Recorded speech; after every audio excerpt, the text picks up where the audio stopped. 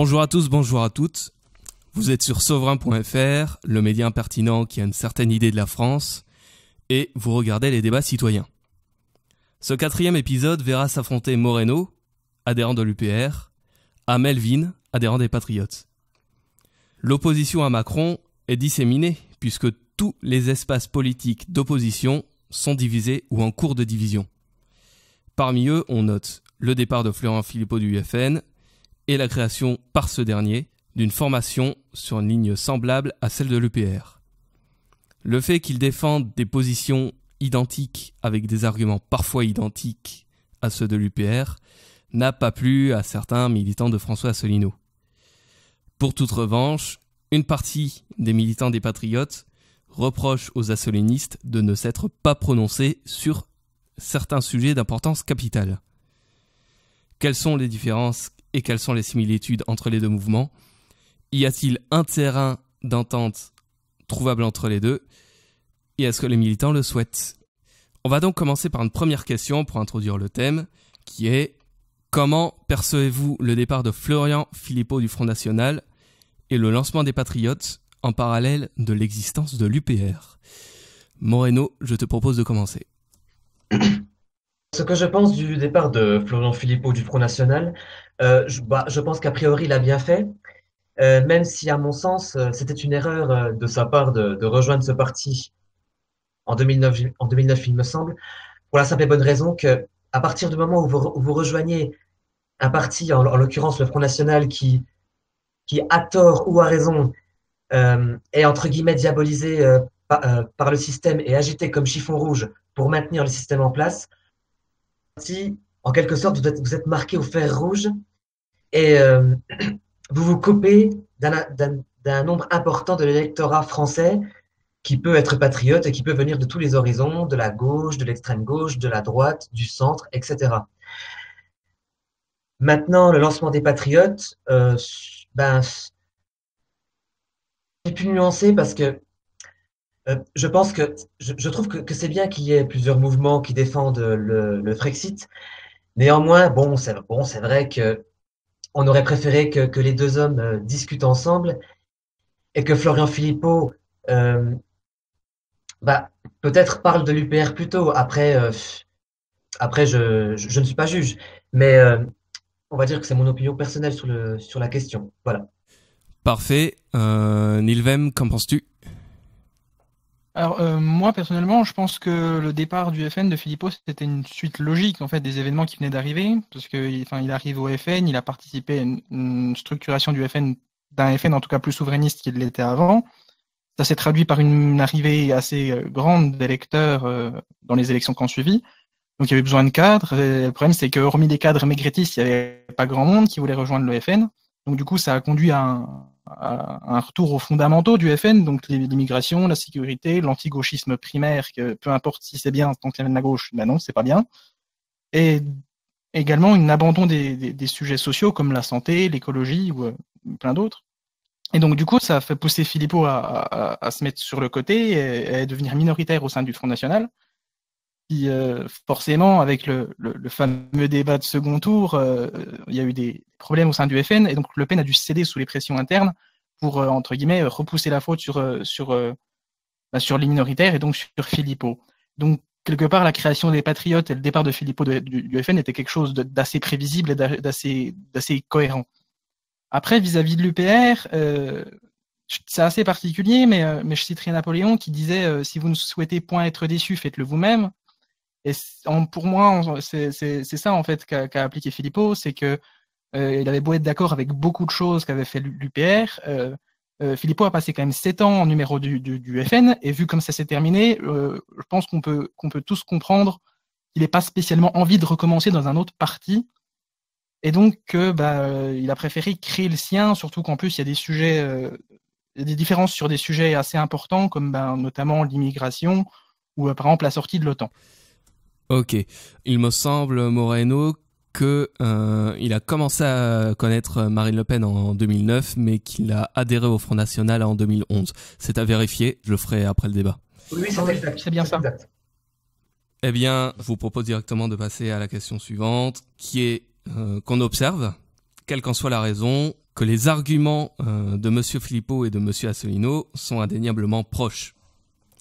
Certains militants de l'UPR soupçonnent même Florian Philippot de reprendre des arguments de François Asselineau. Alors je vais venir à un sujet qui est un petit peu différent et qui peut toucher d'autres exemples. Est-ce acceptable ou indécent, en termes d'éthique en politique, de reprendre des sujets d'autres partis? Moreno, c'est à toi de commencer là aussi. Alors, la question de savoir si c'est acceptable ou indécent en termes d'éthique en politique, à titre personnel, bon, tout le monde plagie plus ou moins tout le monde dans l'histoire politique. Euh, Philippe Séguin qui reprend De Gaulle pour la souveraineté nationale, lorsqu'il a prononcé son célèbre discours contre le traité de Maastricht.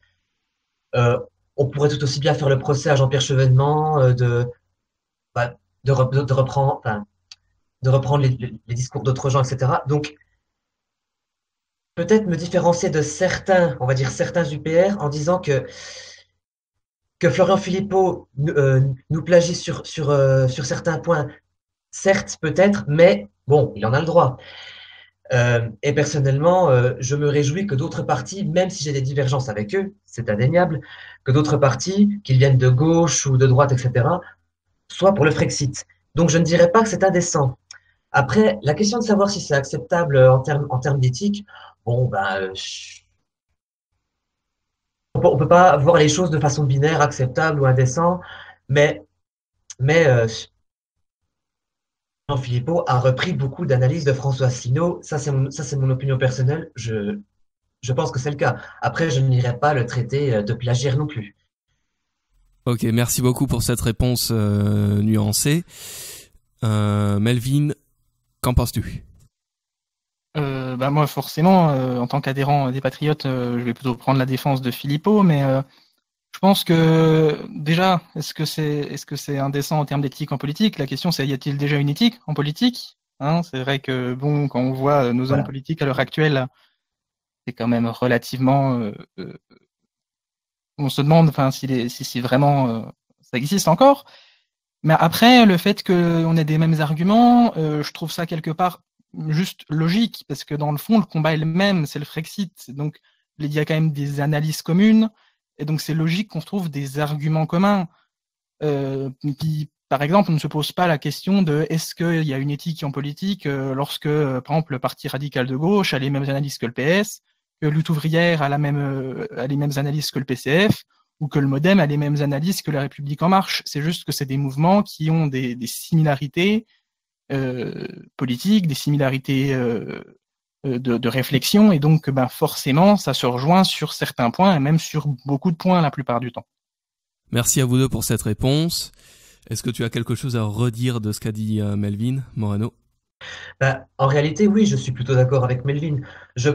Pour rebondir très très rapidement, je pense que effectivement, il faut se poser la question de l'éthique en politique. Je pense, hélas, qu'il n'y a pas d'éthique parfaite, voire peut-être pas d'éthique du tout, et qu'en politique, on va dire entre guillemets, comme on l'entend souvent, beaucoup de coups sont permis ou tous les coups sont permis. Mais néanmoins, la question c'est plutôt de savoir si est-ce que c'est bien ou mal que certaines analyses se rejoignent, mais que d'autres ne se rejoignent pas. Je pense que chaque parti qui a priori se ressemble doivent garder leurs divergences, faire le constat de leurs points communs, pratiquement sur leurs divergences. C'est le but du débat, c'est le but du combat politique, etc. Donc, je suis plutôt d'accord avec Melvin. Melvin, je te proposerai de rebondir sur un point éventuellement plus tard pour respecter le temps de parole. D'accord, très bien. Je vais directement passer à la troisième question, et là je pense que ça va plutôt être à toi, Melvin, de commencer. François Asselineau refuse encore à ce jour de traiter certains thèmes que presque tous les autres partis abordent, notamment, comme tu l'as dit Melvin, le thème de l'immigration, mais aussi le thème du terrorisme qui est assez vague dans le programme de l'UPR, donc forcément les questions de sécurité qui en découlent. Melvin, qu'en penses-tu ? Moi, je pense que dans les deux cas, que ce soit dans le cas de l'UPR qui reste assez vague ou dans le cas des Patriotes qui sont beaucoup plus précis sur les questions, c'est logique et je pense qu'il faut les deux. Dans le sens où, pour certains électeurs, pour certaines personnes, il est parfaitement impossible de penser, ne serait-ce que de penser à voter pour un parti qui propose pas quelque chose de concret sur l'immigration ou sur le terrorisme, par exemple, comme tu l'as dit. Et donc, quelque part, c'est pour ça que je pense que les patriotes font bien de se prononcer là-dessus, parce que du coup, ça permet de ramener des gens à qui ces sujets sont chers, pour lesquels ils sont attachés, et qui, pour autant, du coup, se sentent proches des idées de l'UPR, mais qui n'auraient pas pu voter pour, parce que justement, ces sujets ne sont pas abordés. D'une autre part, je pense que l'UPR fait bien aussi de ne pas aborder plein de sujets, parce qu'à l'inverse, il y a des gens, notamment par exemple à gauche, pour qui faire une politique de diminution de l'immigration, c'est parfaitement insensé. Et donc, qui vont se dire que voter, dans ce cas-là, pour les patriotes, ce serait impossible. Et que donc, l'UPR, en ne se prononçant pas là-dessus, va pouvoir, entre guillemets, dire, d'un côté, on se concentre sur l'essentiel, donc ici le Frexit, et chacun peut penser ce qu'il veut, et que de l'autre côté, on a les patriotes qui font, une fois qu'on aura fait l'essentiel, donc le Frexit, on mettra en place telle ou telle politique, histoire d'avoir déjà un projet relativement fixe, relativement défini sur ce qui va se passer après le Frexit. Parce que c'est vrai que le Frexit est pour beaucoup inquiétant, et que donc, si on n'a rien de vraiment concret sur des sujets aussi importants que ceux-là, il y a certaines personnes qui vont se dire « Ah tiens, est-ce que véritablement on peut aller faire ça? Est-ce qu'on risque rien ?» Alors effectivement, tu l'as dit, tous les partis qui défendent le Frexit ne proposent pas clairement, dans tous les cas, une vision de la France après le Frexit. Beaucoup se concentrent uniquement sur le Frexit. Moreno, donc tu fais partie de ce parti qui va remettre un rapport sur l'immigration en juin prochain, a priori. Que penses-tu du fait que l'UPR ne se soit pas exprimé sur ce thème ou sur d'autres thèmes jusqu'alors? Pour synthétiser assez vite, je suis d'accord avec Melvin lorsqu'il dit que le Frexit inquiète beaucoup de Français, c'est une évidence, et il faut faire de la pédagogie le plus possible. Je pense que l'UPR, depuis plus de 11 ans, en fait beaucoup. Les patriotes doivent en faire aussi, mais en tout cas, l'UPR en fait beaucoup. Et il faut rassurer les Français sur le Frexit. Maintenant, pour rebondir sur l'immigration, sur l'immigration, non, je ne suis pas d'accord avec le fait que l'UPR ne propose rien. L'UPR, en fait, propose d'avoir un grand débat national qui rassemblerait toutes les sensibilités pendant 6 mois, par exemple, qui va de l'ultra-gauche à l'ultra-droite, mais aussi des citoyens qui y participeraient, pour discuter, pour débattre en profondeur du sujet migratoire.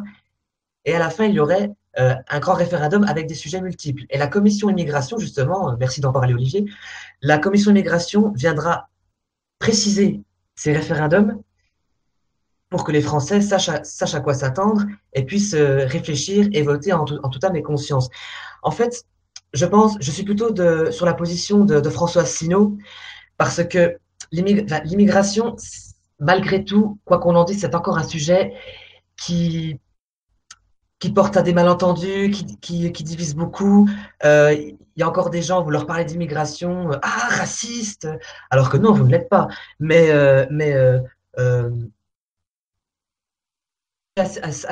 qui est encore assez compliqué à mon goût, et tant que nous appartiendrons à l'Union européenne, au TFUE, comme dirait François Asselineau, tant que nous appartiendrons à l'OTAN avec les guerres illégales qui aggravent davantage la politique d'immigration, et l'Union européenne qui, pour satisfaire les intérêts du grand patronat, fait venir également l'immigration économique.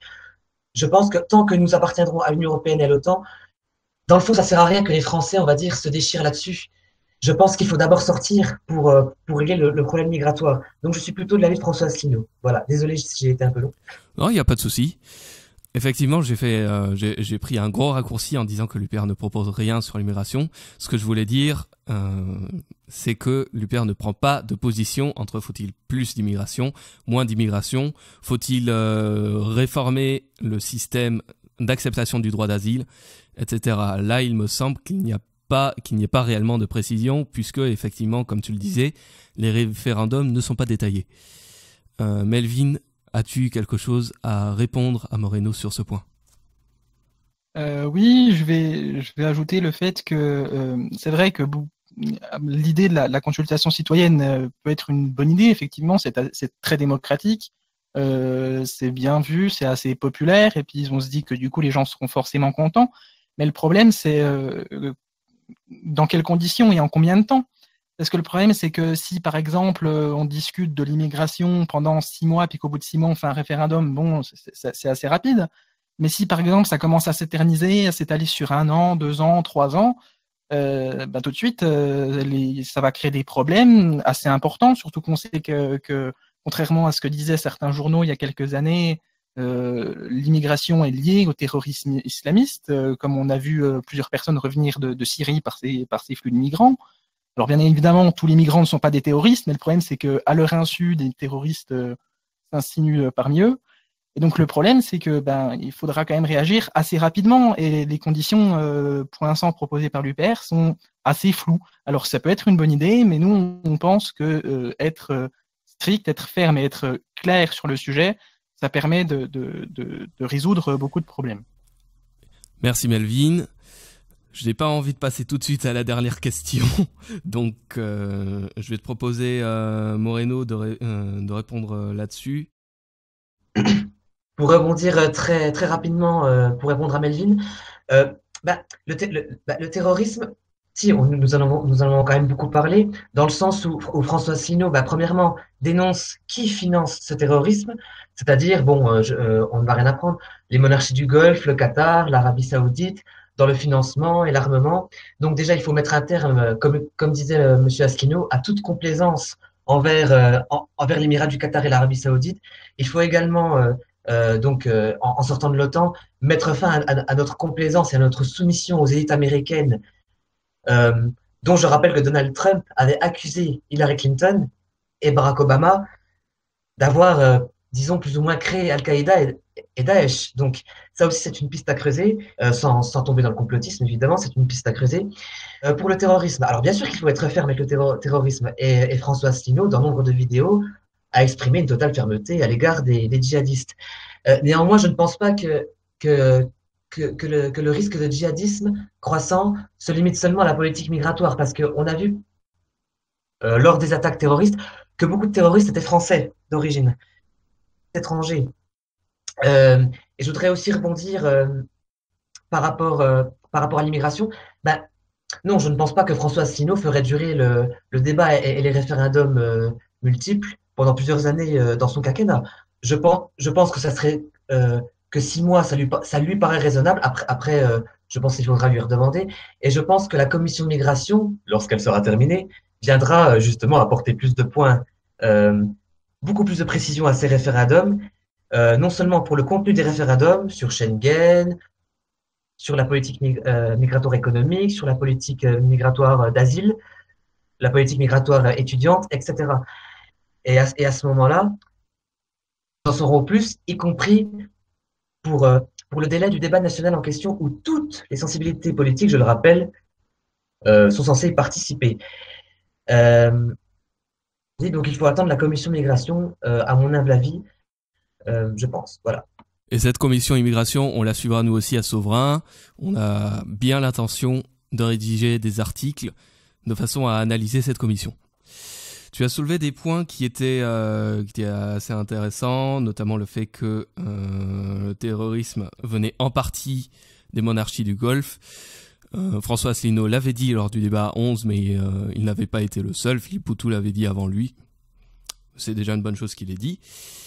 Et tu as parlé aussi de l'instrumentalisation d'Al-Qaïda par les États-Unis. Bon, c'est une thèse qui reste à vérifier.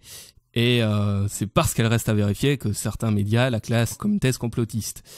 Mais après, lorsqu'on apprend lors de certains documents déclassifiés des archives de la CIA que le Russiagate était une affaire montée par certains dirigeants anglais et certains dirigeants de partis démocrates américains, on peut se poser des questions. Melvin, as-tu une dernière réaction face à ce que vient de dire Moreno ? J'ajouterais que oui, effectivement, il faut combattre le financement du terrorisme par les monarchies du Golfe. Alors, c'est non seulement un terrorisme, non seulement un financement économique, mais on voit aussi que idéologiquement, ils essaient de les aider. Je pense notamment, par exemple, au Qatar, qui avait essayé de faire lever l'immunité parlementaire de M. Philippot parce qu'il avait osé dire que le Qatar finançait le terrorisme, chose que, heureusement, le Parlement européen, pour une fois, avait fait quelque chose de bien, avait refusé. Et alors évidemment, après le problème migratoire, alors forcément le problème terroriste n'est pas uniquement, ne se résume pas au problème migratoire. Le problème c'est que l'inverse par contre est assez lié. C'est que oui, le problème migratoire fait partie intégrante du problème du terrorisme. Et ce que je reprocherais un peu à l'UPR et à Monsieur Asselineau sur ce point, c'est que combattre le terrorisme d'une main et ne pas vraiment réagir immédiatement ou laisser une possibilité de réagir plus mollement, en tout cas vis-à-vis de l'immigration, c'est un peu contradictoire. C'est un peu comme engueuler un gamin d'un côté et puis ne rien faire quand il va faire ses bêtises le lendemain. C'est un peu contradictoire et forcément je trouve que ça peut rompre un peu la cohérence. Après, effectivement, c'est vrai que M. Asselineau propose quand même des choses. Hein.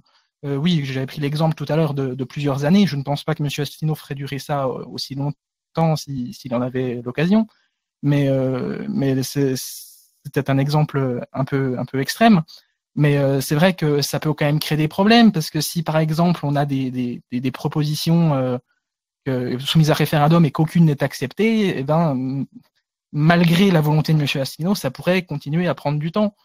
Donc forcément, je trouve que toutes ces positions, entre guillemets, entachent un peu la cohérence des propos de l'UPR sur le terrorisme. Merci beaucoup. On va passer donc à ce qui sera peut-être la dernière question, sauf si on a de quoi rebondir dessus.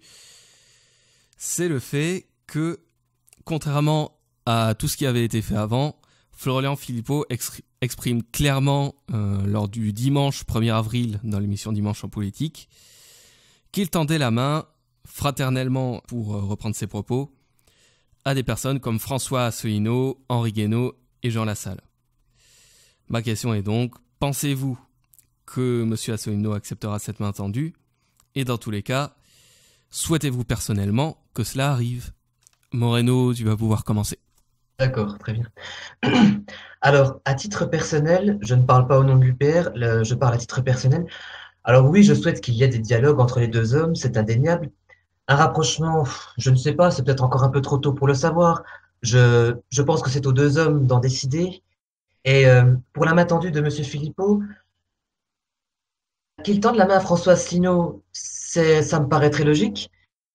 Maintenant, la question que je me pose, c'est pourquoi tendre la main à Jean Lassalle et à Henri Guénaud, qui sont des personnages sympathiques, hein, ce n'est pas la question, et très intéressants. Guénaud et Jean Lassalle, Jean Lassalle avait dit qu'il était contre le Frexit, peut-être qu'il peut évoluer, c'est possible. Et Henri Guénaud n'en a jamais parlé non plus, donc je me dis, pourquoi, pour les Européennes, oui, mais pourquoi faire?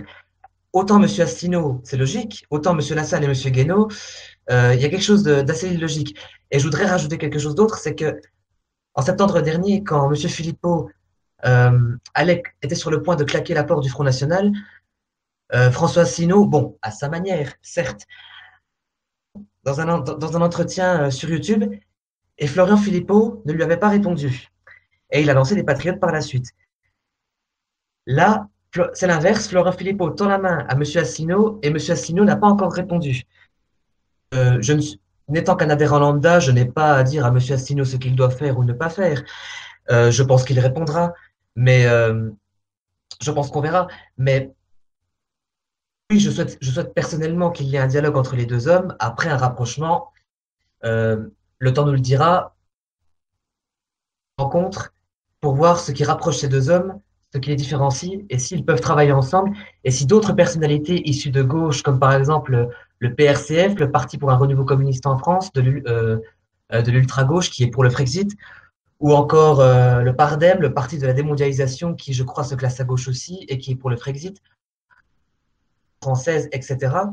Je pense que tous ces petits mouvements devraient converger ensemble un jour ou l'autre pour faire évoluer le Frexit dans le débat public et aussi pour le faire évoluer électoralement.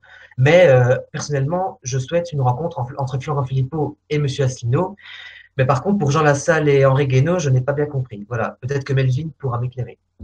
Alors, concernant Jean Lassalle, j'avoue que j'ai trouvé assez peu d'informations. D'après Wikipédia, Jean Lassalle aurait déclaré que s'il avait été anglais, il aurait voté pour le Brexit. Il aurait déclaré ça en octobre ou en novembre dernier, il me semble. Cependant, l'article de presse sur lequel Wikipédia se base est assez flou et je n'ai même pas retrouvé la déclaration, à vrai dire. Donc, la question se pose effectivement. Tu as dit aussi que le Pardem était classé à gauche. C'est actuellement le cas, effectivement. Jacques Nikonov est un ancien du bureau national du Parti communiste français. Melvin, quel est ton mot à dire sur cette question ? Alors, en ce qui concerne Henri Guénaud et Jean Lassalle, M. Philippot avait dit que c'était parce qu'il les trouvait sincères. Alors, c'est vrai que à l'heure actuelle, ils sont, en tout cas officiellement, publiquement, opposés à l'idée du Frexit. Pour autant, M. Philippot, d'après mes sources en tout cas, considère que c'est des personnes qui sont sincères dans leur engagement, qui veulent le bien de la France, qui n'ont pas la même vision que lui, mais qui pourraient potentiellement, à l'avenir, si un dialogue venait à s'établir, il espère qu'il pourrait les faire changer d'avis et essayer de les rapprocher de ses opinions. Ensuite, est-ce que M. Asselineau acceptera cette main tendue et est-ce qu'on souhaite un rapprochement entre ces personnes ? Alors oui, je le souhaite, clairement, parce que je pense que ça pourrait être bénéfique aux deux parties, parce que Asselineau a quand même l'UPR, en tout cas, un certain nombre d'adhérents qui permet de se mobiliser sur le terrain, qui permet d'expliquer des choses aux gens publiquement dans des réunions et qui a une certaine expérience en termes de campagne donc ce serait positif pour les patriotes et pour l'UPR je pense que ce serait positif aussi parce que M. Philippot a géré quand même pendant 7 ans la communication extérieure du FN et on a vu où ça a amené le FN du moins entre 2010 et 2015. Les dernières années étaient plus problématiques, mais ça, ce sont pour d'autres raisons. Donc voilà. Ensuite, est-ce que je pense que y aura un rapprochement ? Personnellement, je pense que oui. Alors parce que je me souviens des déclarations de M. Asselineau qui disait que si certains mouvements venaient à lui réclamer une alliance, il l'accorderait sous 5 points. Alors je ne me souviens plus des 5, mais je me souviens qu'à l'époque où j'avais vérifié, les 5 concordaient, donc je ne vois pas pourquoi M. Asselineau, sur le long terme, rejetterait les patriotes. Et du côté de M. Philippot, je pense que c'est en bonne voie. Alors là, je vais citer un échange qu'il y a eu dimanche dernier sur la chaîne YouTube de M. Philippot, où il a fait un live où il répondait aux questions des internautes, où un internaute posait la question « Seriez-vous favorable à une grande coalition pour le Frexit pour les européennes 2019 ?» Ce à quoi Philippot avait répondu « Oui, et j'ai entamé des démarches en ce sens. J'ai cité Lassalle, Asselineau et Guénaud. J'ai entamé des démarches pour rencontrer les personnes que j'ai citées. En tout cas, j'ai commencé pour certaines d'entre elles. Je ne donne pas de nom parce que je ne veux pas trahir les gens. Je vous tiendrai informé si j'ai l'accord de l'autre partie. Sachant que Guénaud est encore aux Républicains et que ça m'étonnerait que les Républicains décident de s'allier à Philippot et que Jean Lassalle a annoncé cette semaine sa propre liste, il ne reste plus beaucoup d'autres partis que Asselineau. Après, ceci n'est qu'une analyse personnelle, ce n'est pas une fuite d'informations à l'intérieur des Patriotes, je suis au courant de rien, c'est juste une intuition et une analyse que je fais de certains propos. Il se peut que je sois tout à fait dans le faux, mais je pense sincèrement et personnellement que ces deux partis devraient se rapprocher et vont se rapprocher. Alors je vais reprendre quelque chose que tu as dit et qui va déboucher sur une question que je n'avais pas prévue mais qui m'intéresse. Ce sont les 5 points pour lesquels un rapprochement pourrait être permis entre l'UPR et un autre parti politique. Ces 5 points sont la sortie de l'Union européenne, la sortie de l'euro, la sortie de l'OTAN, ce qui peut déjà être un facteur de divergence puisque le parti de Philippot propose la sortie du commandement militaire intégré, on y reviendra.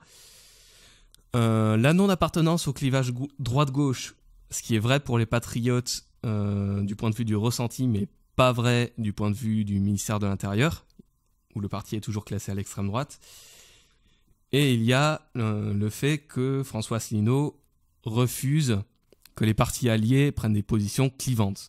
Alors c'est un paramètre qui reste assez subjectif, donc il n'est pas impossible qu'il y ait un rapprochement selon ce que François Asselineau considère comme clivant ou non. Mais revenons effectivement à l'OTAN. Je reviens notamment sur le fait que Florian Philippot avait répondu à une question sur YouTube sur la sortie du commandement militaire intégré.